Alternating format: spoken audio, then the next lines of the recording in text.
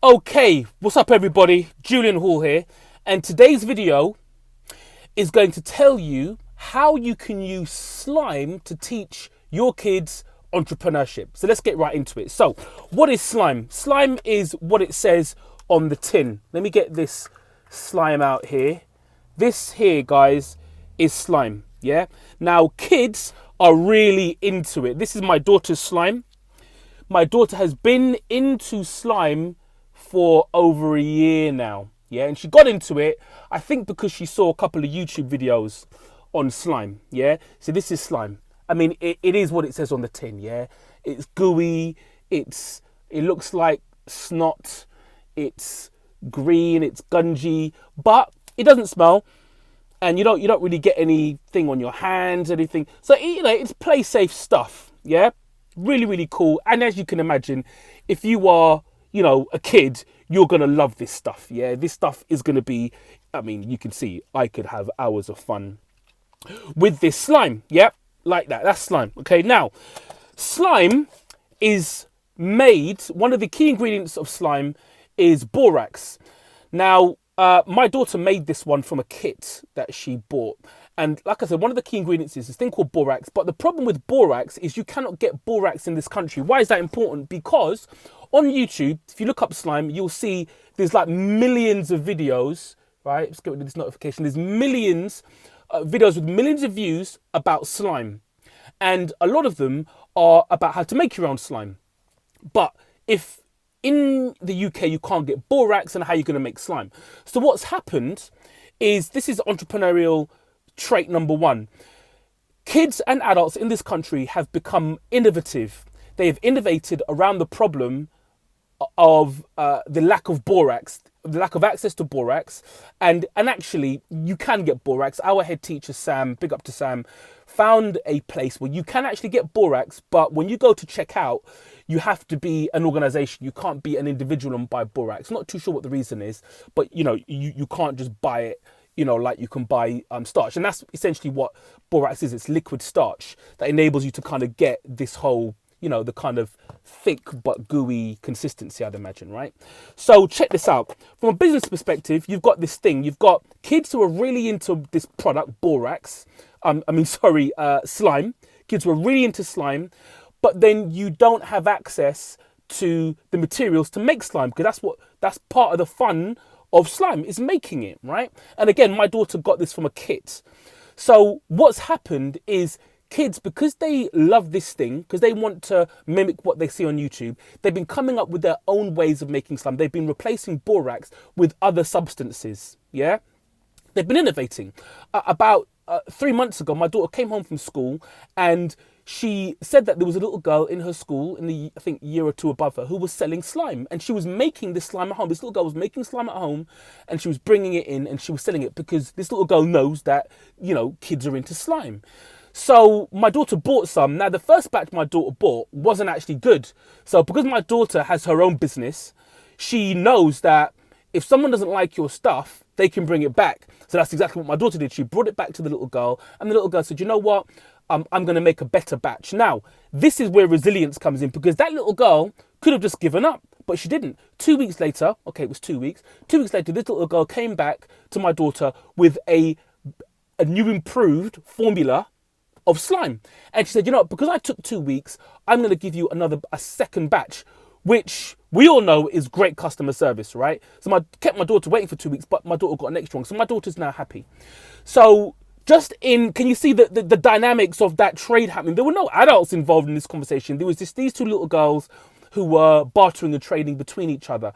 But what this little girl has done, and what my daughter is now doing, is taking this thing that they really enjoy, playing with. They realize that they can make it because YouTube videos have shown them that they can make it, but they're now experimenting. We know that this is chemistry. For all you educators out there, this is chemistry. It's taking different substances and throwing them into one. And you see these kind of teacher adverts, where the teacher's making something explode in the chemistry lab, and it's getting all these kids really engaged and, loving science and all the rest of it, yeah? But these kids are kind of doing that on their own.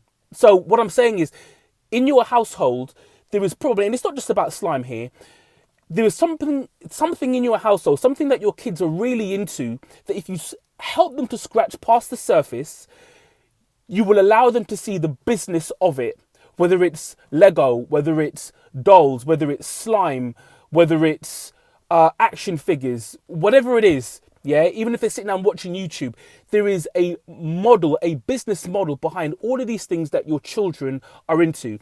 And one of the big things about kid stuff nowadays, unlike back in the day, you know, when I was a kid, is kids have the ability to make this stuff themselves now. They have the ability, like, you know, YouTube and all these DIYs and everything are giving kids the opportunity and the option to create the stuff themselves. So kids are now thinking, oh wow, so I can make this thing that I'm really passionate about and love it, and actually maybe I can then go and sell it, right? So again, it's not about slime, it's about saying, what is it that your kids are really into? How can you help them to take their understanding of that product, because that product comes with a business attached to it? How can you help extend their knowledge past just the love of that product? Because if they love that product, they are already now engaged. They are going to be interested in how it's made, what goes into it, what different colors they can get, what different shapes and sizes they can get. And if they then realize that they can make some money from it, because they may want to finance their own toys or activities or stuff that they want to get that you've always been telling them no, yeah? If they can now make some extra pocket money by doing this thing, right, that they love, and they can come up with it themselves, then that is engagement, my dear friends. That is engagement. That is how you can make this thing relevant to kids, how you can make this learning relevant to kids, yeah? And if you think about entrepreneurship, again, in terms of creativity, innovation, because they can't get borax, they've now innovated. They have found new recipes, new ways to combine substances, to combine chemicals, as it were, to create something similar. And sometimes it works, sometimes it doesn't. When this girl made the bad batch, again, she didn't give up.